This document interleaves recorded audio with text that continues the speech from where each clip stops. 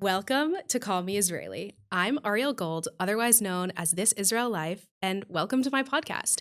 We are here broadcasting in our studio from Israel, and I'm so honored to welcome my guest, Hadassa. She is truly one of the most incredible people that I know.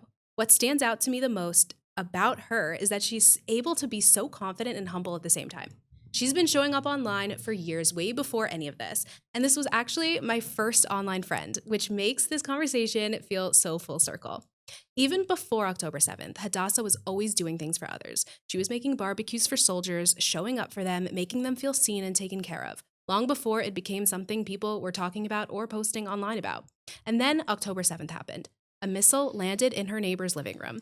There was shrapnel in her own house. She was sitting in her mamad, feeling that same fear and helplessness that so many people felt in that moment. But instead of staying there, she made a decision. She committed to helping people in Israel, raising money for soldiers, for families and their wives, and for anyone who needed it. A lot of people felt that after October 7th, they had a pull to help in Israel. A lot of people wished they could do something more. But Hadassa actually did it. And she didn't stop there. She went on to open a full food truck, bringing fresh food and homemade fruit shakes and sandwiches directly to army bases, showing up for soldiers in the most tangible human way. And she did the same thing for all of their wives. At the same time, she refused to feel powerless again. She trained and became a first responder for United Hatzalah. And now she spends her days responding to emergencies as a fully trained EMT, helping people in their most critical moments. She's someone I get to call a neighbor and watch up close, constantly showing up and to show me what it means to live a life with purpose and responsibility for others. I'm so honored to have you here in the studio. Welcome, Hadassa. Hi. That was so beautiful. Thank you. Yeah, it's so great to have you here. So tell me a little bit about yourself. Where are you from? Okay, so I'm Hadassa. I'm originally from London. I was 8 years old when my parents made Aliyah to Israel, where we lived in Jerusalem. I've been in the south of Israel for the past 10 years, and I love it there. I love the south. I mean, you live there too. It's hard not to love it there. So I'm originally from London, but my accent kind of Americanized and made Aliyah. So like at points it might be more everyone English. Get confused at your accent? If you want, I could just like maybe try to focus and just do this entire conversation in British if we want, because I really, really can, but I just have to like bring her up because that's one of your happens. many talents. You could do it in American and British. Yeah. And Hebrew. So what happens when you make Aliyah as a child in a musical, you can like do accents. I don't know. It's like a random fact. But yeah, we can also do this in Australian, but like, I don't think we should. So we'll just stick to English. So whatever comes out. How did you grow up? So I grew up in the most incredible home in the whole entire world. My parents are Jewish educators, and we just grew up with so much Jewish knowledge and information and access to both questions and answers on all these kind of topics. And there were always people in our house coming through and just learning about the beauty of Judaism. That's a funny one. The beauty of Judaism. I love that too. Yes. So yeah, just from my own family. And when we were 8 years old, the shul that my parents built burnt down. It was an arson attack. It was anti-Semitism in 2004 in London. Oh my God. And my mom was like, we have to make Aliyah. That's Wow. it. Like they're coming for us. We have to get out of here. Wow. And that was in 2004. So, And that's still happening today. But for me, like, I always knew it was going to happen because that's why we left. Like anti-Semitism in London has been a problem for a very, very long time. It's just becoming a bigger problem now that we can no longer ignore. So we moved to Israel and we went to just Yerushalayim, where we were very, very happy. And I grew up a little more Haredi, not a little more Haredi. I grew up Haredi, but my family at home was just like this incredible Jewish family. And then I went to the Haredi school system, and I challenged the teachers to a point that made me realize that I'm not a bad kid for saying I don't want to be Haredi. I'm a truth seeker, and I need to find the answers to who my Hashem is, what my Judaism is, what Torah looks like for me, and not say, oh, I don't like the way the Haredim raised me. I'm just going to throw this incredible part of my soul away, but say, no, I'm a Yehudi, and I know Hashem, and I'm going to go find him and create a relationship with him that I could keep, please God, for the rest of my life. That takes a lot of courage and knowledge to do that. It's like a lot of emotional maturity to I had understand. Hashem, so it was fine. Wow. You and Hashem seem like real tight. Well, he was my mom's best friend, so I'm learning that he can be mine as well. Wow. Yeah, like Judaism is such a beautiful gift. Like obviously sometimes I think when anything in life is heavy or wrong or hurts, like you got to fix that. Yeah. You just got to fix it. And then you'll reach a place where you're at peace and you're happy and you're good. And you're waking up every morning and you're like, oh my gosh, I have a soul and this entire body works. Why did Hashem choose to wake me up? Because like, I'm an EMT, man. Some people don't get woken up. Wow. It happens when Hashem's like, you have to come hang out with me now. So when you do wake up, are you just going to go along with your day? Or are you going to be like, whoa, wait, this is kind of cool. It's like, I got picked to be here today. So like, why? And kind of try to answer those questions. Yeah, that's how I grew up. Wow. Okay. So what brought you to the south of Israel? I wanted to leave Jerusalem because I knew that there was an entire country outside of Jerusalem and I just didn't know it yet. Yeah, I didn't know that until like 2 years ago. Exactly. There's an entire country outside of Jerusalem. And it's such an amazing country. And Jerusalem is still amazing as well. Of course. Horrible to park in. But yeah, oh my God, the driving in Jerusalem is next level. But you can make a different podcast about that if you wanted to. I don't drive in Jerusalem, but I'm sure it's better. I also didn't drive in San Francisco, so that's fair. It's a lot of people love Jerusalem, and it's a very old city, so the driving is challenging there. But whatever, that's besides the point. Well, my rabbi Meir always says that whenever there's like traffic and like just driving is so crazy, we just have to say like, thank you, Hashem. Thank God that there's so many Jews in Israel that it's so crazy. But I also see that there are too many Jews in Jerusalem, so I'm going to go find the South. Yeah, I mean, Israel is all ours. It's not just Jewish exactly. life. So there's a whole other country, and I think that like, I don't know, maybe it's in my DNA or my soul, but just go and discover new places and see what you feel pulled to, etc. is like such a great thing to be able to do as a Jew. Like we can wander. It's our land. Like go for it. Discover it. Right. And I really fell in love with the South. There's a certain quiet and calm to it. Yeah. In the North, it is absolutely breathtakingly beautiful, but it really is like a whole other planet. And I love the North. I can't stay away from it. But the South felt like more of a calm, just smart place to like have kids and start a family and just settle down. The people of the South are motek, kilo in. And so, yeah. I love the South. I think it's absolutely beautiful. And I hope we keep it safe from the terrorists. Like the rest of the country, though, by the way. Like, it's not like Tel Aviv's any safer. Well, like, I actually feel so much safer. Like, I moved to Karmegat. Like, do you feel okay with saying Karmegat? Like, the people know where you live? Okay. I think we've given it away. I think we have to. I think they know.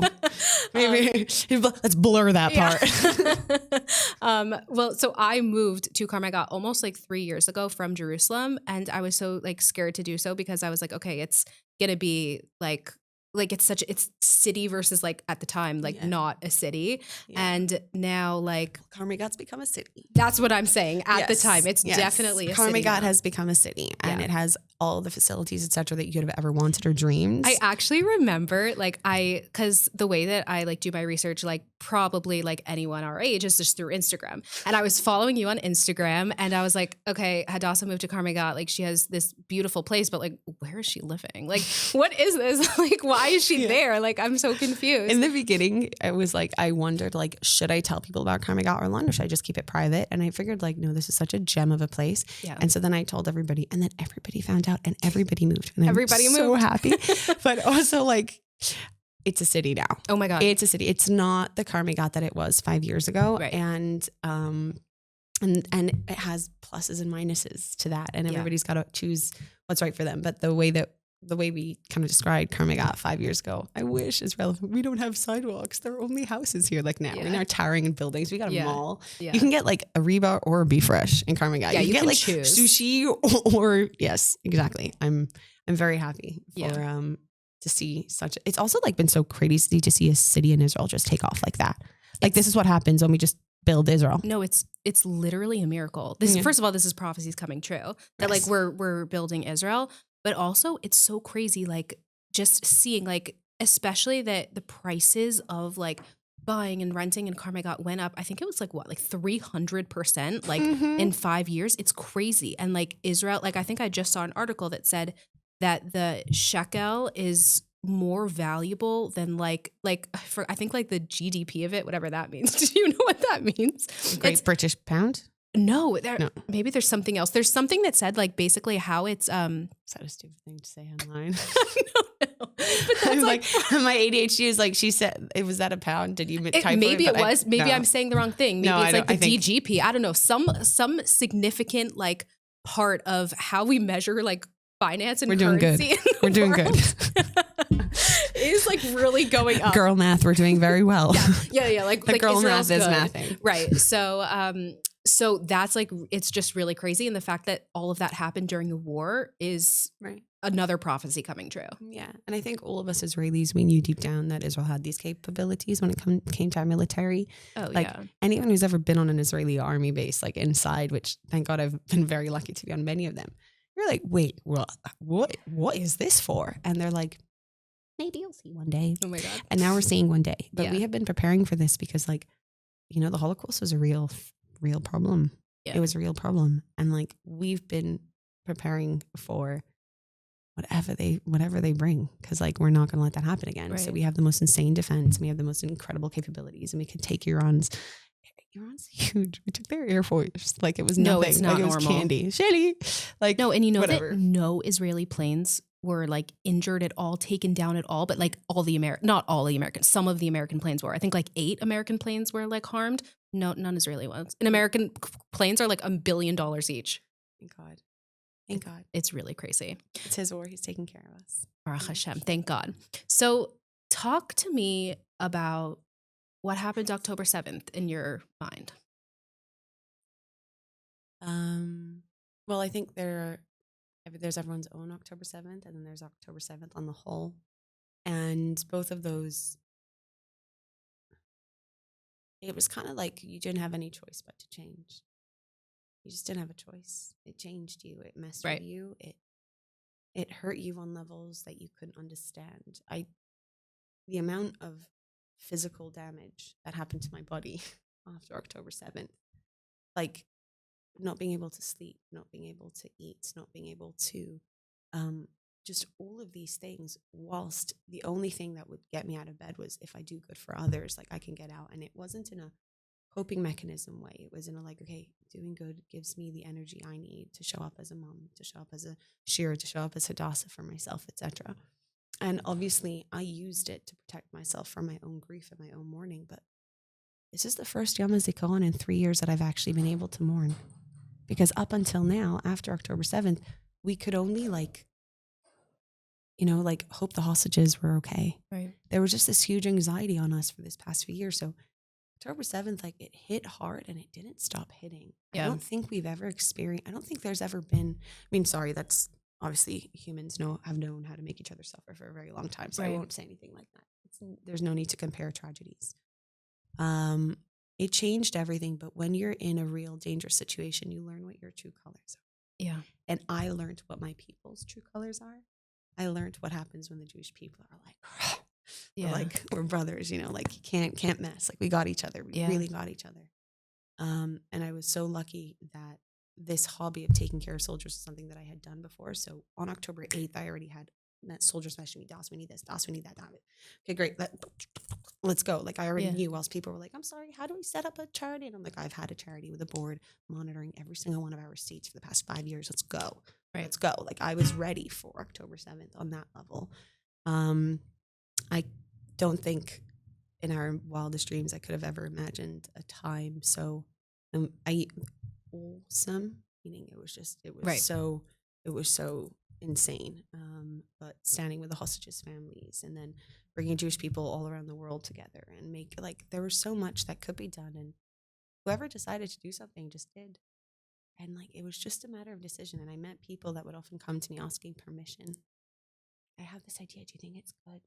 I'm like, if you think it's your problem to fix, then fix it. And that's how we do good in the world. That's such a unique mindset. Like I know for me, like I had the thought, like I was like in my apartment, like scared, like so scared, especially like October 7th and October 8th. Like we're still terrorists, like running loose, especially that we were in the South. Like we were like, okay, where are they? I don't know. I remember there was a rumor, someone wrote in the Karma Got group chat, like, oh, suspicious person on this street. And it was the street I was living on. And I'm like, what? Like, what is this? Like, Yeah. I was so scared. I didn't go to the grocery store. I didn't do anything. Yeah. We were like in the mamad so much of the time. And like, I literally didn't go to the grocery store. And you're out there like going to army bases, like where everything is going. Like, I can't imagine like having such self-sacrifice that's what you do. Like, well, what do they do for us? I guess that's just what it means to like be an Israeli. Yeah, we got each other. Yeah. That's what it is. It's that I will go the entire way for you, and you will go the entire way for me, and together enough of us are going to get there. Right. That's what being Israeli is. It's like. But what pulled you even to do this for the soldiers before October 7th? They're the Kohanim Gedolim. Like, who instilled that in you? I don't know. Especially coming from a Haredi background, like, what did your family think of Chayalim? How can you not love Chayalim? Right. I can't think of a more noble act than to become an Israeli soldier. I agree. And in truth, it's something that we really take for granted in this country because everyone has to do it at the age of 18. But any of the soldiers that are out there fighting for us, they fought to be there. They could have all ended up in kitchens and an easier job, in a safer space. Right. Every single one of those, like, Lolo, me, pick me. Let me be in that battalion. Let me be in that unit. And I am so happy that that is what Jewish men look like in my time. And that's the Jewish man I built a home with, right? He was also a soldier. He is a soldier. Yeah. By the way, your husband was in Miluim. Your husband was in reserve duty. Yeah. It's not like you were like at home and your kids were just like there. Like I had support and we figured it out. Like we made things work. Like either he was like when he's in Miluim, they come back and forth, etc. It's crazy. But yeah, it was just we were also very much in fight or flight, and I'm a fighter, so I just kept on fighting. Like I just kept on trying to do good until we got to the end, which we did on day 843 when Ran came home. And then we were able to breathe again. Yeah. Yeah. But back to the soldier piece, like I really think that being an Israeli soldier is such a noble, incredible sacrifice. And I also know that it is a detrimental life decision that we treat like it's nothing. But I know that for these soldiers, the experiences that they have over the course of their army is going to impact the PTSD and the quality of life that they have as gentlemen in our Israeli society. And I think that in Israeli society, we have the moral obligation to make sure that the Israeli soldiers during their service are feeling what we feel towards them, which is love, care, and support. If you ask anyone, how do you feel about an Israeli soldier? They will give you the same speech I just gave you. I do not feel uniquely about it. The only thing is I'm like, but are we communicating it? Yeah. And I'm making sure I'm saying yes. No, literally this morning, I was dropping my dad off at the train and I saw a soldier and I was like, Dad, I just so badly want to be like, I love you. Like, thank you. Like, for everything you're doing. But I was like, I feel like I'm just going to be like some dumb American that's just like, thank you for your service. You know what it's going to be like for him when he gets on the train and some dumb American? I know. Not dumb American, but real Israeli now. Giveret Israelית שלנו. Says like, thank you for your service. Have a good day. Yeah. Take care of yourself. We're davening for you. No, you're right. Like, it's just, there's so much love in the world. If I'm doing good, and then if you're doing good, and they're doing good, and we're just actually all doing good, like, right.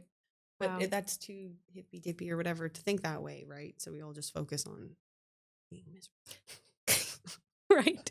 No, you're right. Like even like one time I was at the train, like where I get all my life lessons, I was walking through security and someone was like, said thank you to the security guard. And I was like, what a nice thing to do. And so ever since then I started saying thank you. And it's like kind of awkward because like they don't like they care, but they're just like, you know, they're like, why are you talking to me? But like I'm sure it means something. But it's like, why would you not say thank you? They're like human. It's really the little things. So. It's really the little things. And I think that But speaking from you who doesn't do the little things, you actually do the big things. So talk to me about from you were doing these barbecues for soldiers. And then you decided that you need to do something more. Yeah. So in the beginning, it was like panic mode. The stories that I have from the first few weeks are incredible. Like my favorite story was I got a phone call from a base 3 days after October 7th saying, hey, the electricity got hit. Oh my God. We don't have electricity. And the cows are moaning in pain. Oh my God. Because they haven't been milked. Because there's no electricity. and they're moaning and they're going to get infected and the cows are going to die soon. And we don't have electricity and there are rockets flying. And they're like, we need a generator. Can you please get us a generator? And within 4 hours, the cows were being nursed. Oh my God. How did you do that? Being milked. Huh? How did you do that? I found a generator and I got it there and I paid for it. And because people sent me money, so I was able to just take care of those cows. Wow. So there was a lot of that in the beginning, just like actual crisis. Like, whoa, I had a woman who lost so many family members move in who needed like her entire house, right? So we got that, or events that we did for Will. I blocked it out. I think there was so much that we did. Right. But I realized that with time that the pace was changing. This wasn't going to last forever, this sense of October 7th crisis, because it's been a year, it's been 2 years. But I knew that I was going to take care of Israeli soldiers forever, that this was going to be something that I wanted to do forever. And out of all the things that we did, the barbecues, the events, the therapy, the this is that, I one time did fruit shakes. I just brought my ninja down south with some frozen fruits and I made some fruit shakes. Wait, Hadasa, can I tell you, I remember that because you had extra fruit and you're like, does anyone want extra fruit? And I was like, yes. And I just took the extra. And I was like, I didn't have a freezer to put all the extra fruit in that was left over. Right. And I didn't have a place to put it all. And I remember, and so I was like, I need a fruit truck. Yeah. I need a fruit truck. The soldiers love the fruit shakes. It's hot, chamleim, kasheleim, it's boiling. And here it is, a freezing cold, refreshing fruit shake. This is for you. Thank you. We love you. But I couldn't have all the frozen fruits dripping into the back of I needed a fruit truck. Like, that's what I needed. So I set on this ridiculously long journey. And I think if I knew how long it would have taken me on a bureaucracy level, I probably would have quit in the beginning. But I knew on a moral level, like, I'm in for this. Like, I want there to be a food truck that an Instagram page birthed into existence on the streets of Israel. Crazy. Yeah. Okay, wait, Hello, we've watched women build $1 million empires and businesses because of Instagram. No, is a food truck that crazy? It's to help soldiers? No, it's not. But like, I feel like no one thinks about that. They just think like, oh, how can I make money for myself? Like, what am I actually doing? And you're like, no, who cares about money? I literally, like, Hashem just always takes care of us. Wait, so I remember one time I saw you and you said like, wait, Ariel, I just had the craziest thing that happened to me. Like, I needed to get this form signed for my truck. Can you please share that story? It's insane. I feel like it's just so classic Israel. It was so classic Israel. Okay. So basically, I had this whole situation with the licensing of our truck. Every tiny little step that it usually takes in an Israeli office, when you have an Israeli charity, just add 14 different very dangerous levels in which they can just, and then just, you don't know where to go from here. Right.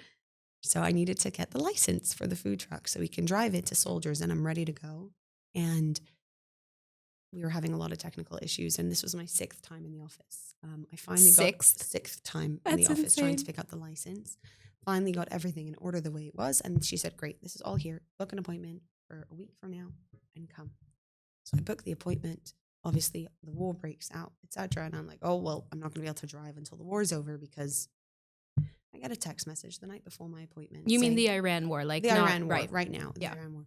So I'm like, okay, fine. I'm not going to be able to drive this truck until the Iran war is over because, like, my appointment is now and, like, it's not going to happen. And then I get a text message being like, hello, we'd like to remind you that you do have an appointment tomorrow. Make sure you come. We're waiting for you.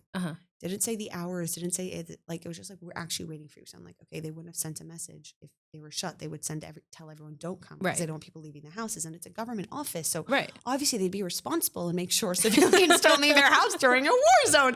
Is that not too much to ask from our government? Right. Deep breaths. We love this country. Anyway, so obviously I arrived to the office and it's shut.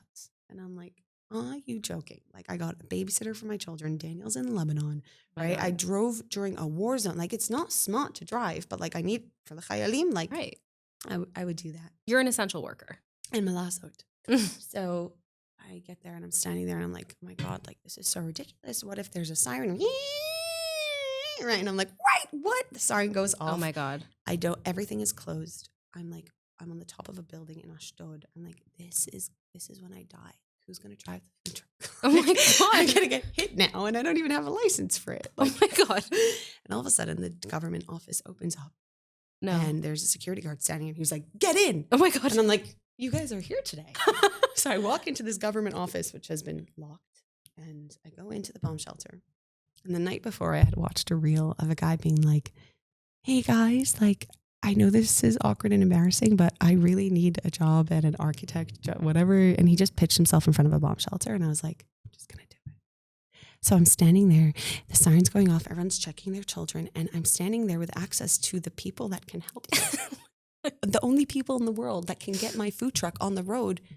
I'm in the same room with them. And I just go, excuse me guys, סליחה, קוראים לי הדסה, יש לי פוטרק לחיילים, אני חייבת רישיון, אני יודעת שאתם סגורים היום, אבל איכשהו הדברים יסתדרו שאני כן פה, אז מי יכול בבקשה לעזור לי? כי אני צריכה לצאת מפה בבקשה עם רישיון.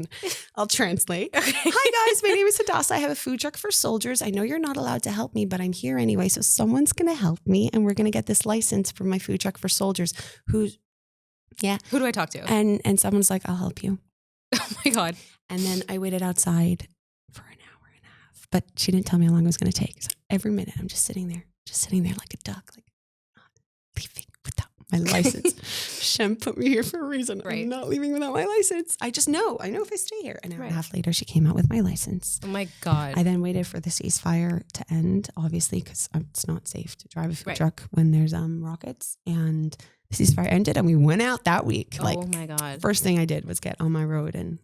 Okay, not only is that an insane story, but I feel like it's so, like, it's the epitome of Israel. It's like... There are no rules here. There's absolutely no rules. And, like, you think that something like war would literally stop you, and it literally helped you, like that siren. Yeah. Like, little did Iran know. They literally are helping Khaylim. Anito Ayatollah. You're doing a great job from down below. So, okay, not only have you helped the soldiers themselves, but done so much for their wives. Can you tell me about that? Well, I realized the first week into war that this is unobtainable to have a partner in a war zone.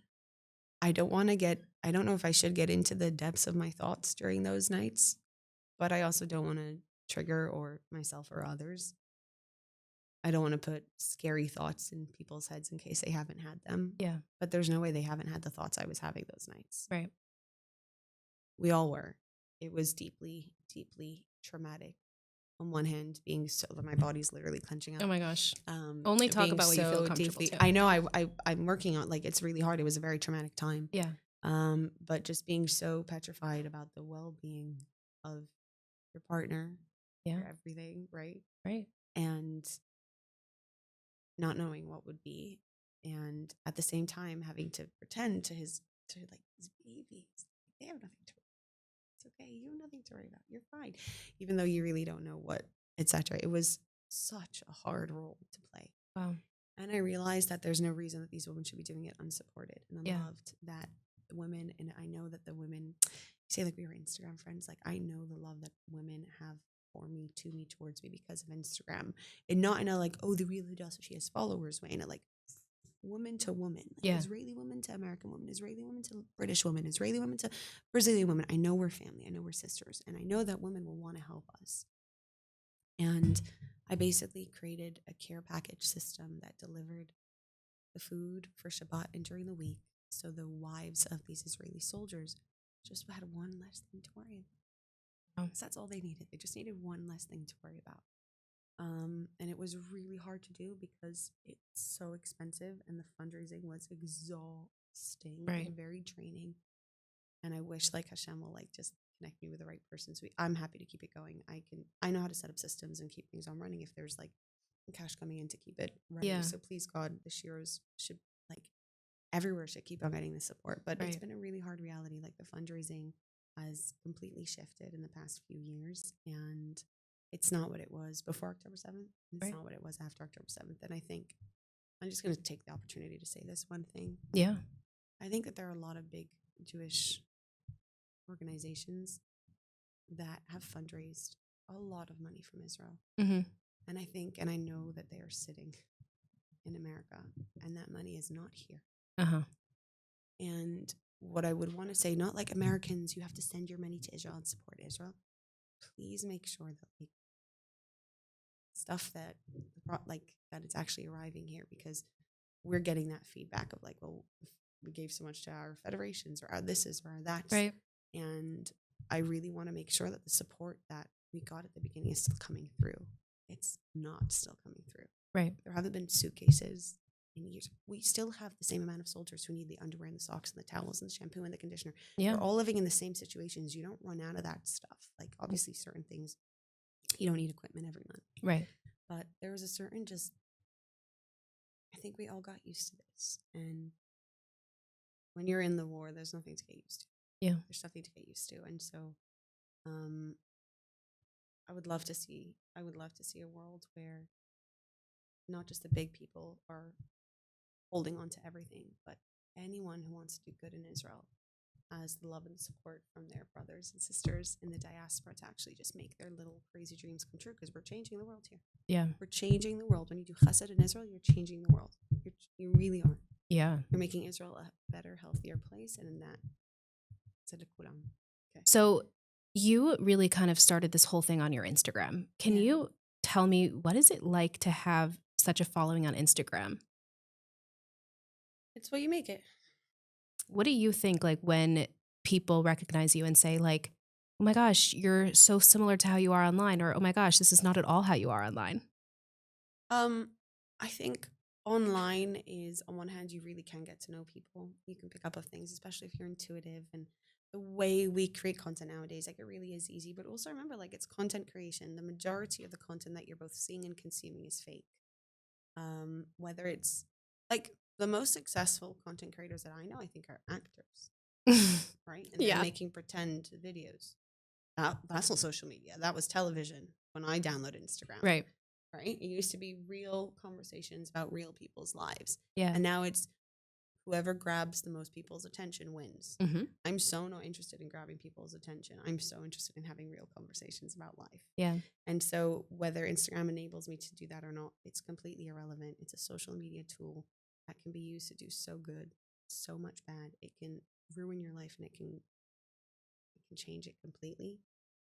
And I just think that the most important thing is to care about what it is that you're creating online. What are you putting out there for other people to see, to connect you, to learn from, to grow from? What are you making people feel? Because you can literally have a huge impact on someone's life. You never know. But also, like, it's an app that if we all use internet will be gone. So just make sure you have a real life. Because, like, making a fake one for millions of people is so not interesting if you don't have a real one to go back to. Right. Okay, and to end this amazing conversation, what is your favorite thing about Israel? The people. Tell me more. The people. What about the people? Their family. You're safe. When you walk the streets of London, no, you're not. And I've always felt that way since I was a child, and I've always loved London, and I've always gone back to London, and I will always go back to London no matter how crazy it gets. It's my home. Right. But I wasn't safe there. Right. And in Israel, people, like, they look at you and they just want to, like, go in so deep and be the best of friends and family and take care of each other and be honest about human suffering. And just, like, when I go to other places in the world, I get awed by the shallowness of the human conversation that tends to happen. Mm-hmm. And in Israel, it's like, we do real talk or nothing. Like, oh, yeah. You, like, show me everything that hurts, every boo-boo. I fix it. Or I tell you why it's not a big deal. You know? And to just live in a place that's surrounded by humans that are so loving and caring, it does.